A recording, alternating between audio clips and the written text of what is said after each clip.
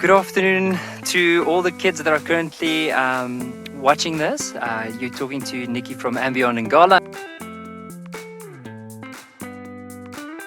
And so this morning we said we wanted to make a challenge to see if we can make a fire with 2 sticks.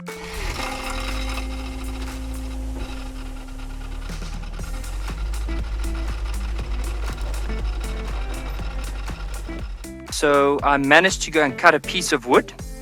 And you'll see like I made it quite flat. And then right over here, I just went and I cut a normal piece of branch. And I took an old shoelace and I tied it up. And then right over here, I have a little spindle I actually made 2 little spindles.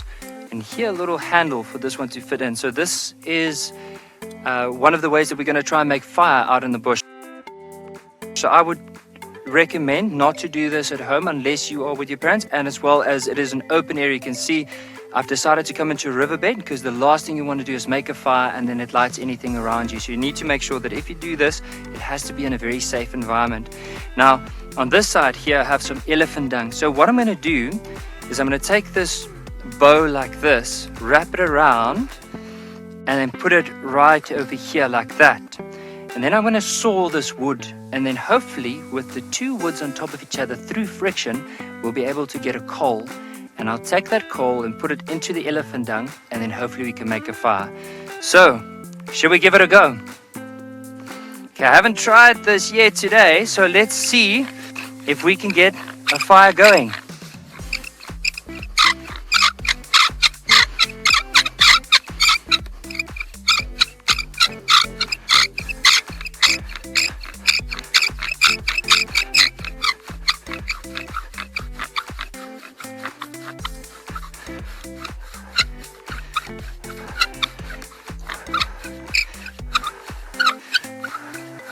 Okay, we managed to get a coal.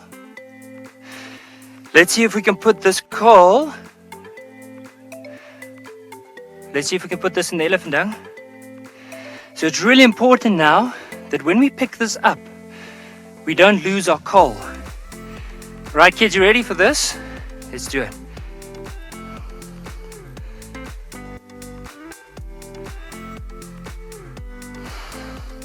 So, when you want to make this fire, you have to be very careful. It's like a nest. If you push too hard, you're going to kill it.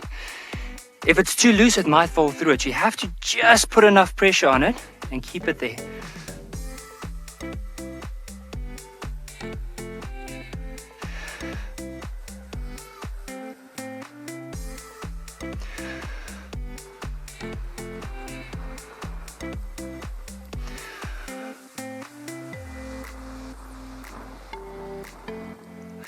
There we go. We got a fire. Okay, so now if we were out in a survival situation, we would put more branches on this and eventually we can go and look for something to eat and then cook it on the fire. But for now, because remember I said fire is not always a good thing out in the bush, because if it runs away it could burn quite a lot of grass and trees, and that's what the animals would eat. So what we want to do is we want to kill this fire now. The best way for me to kill this, there's some wet river sand, so I'm going to put that in here. I'm going to cover it with sand, and by doing that, I'm going to kill that fire. All right.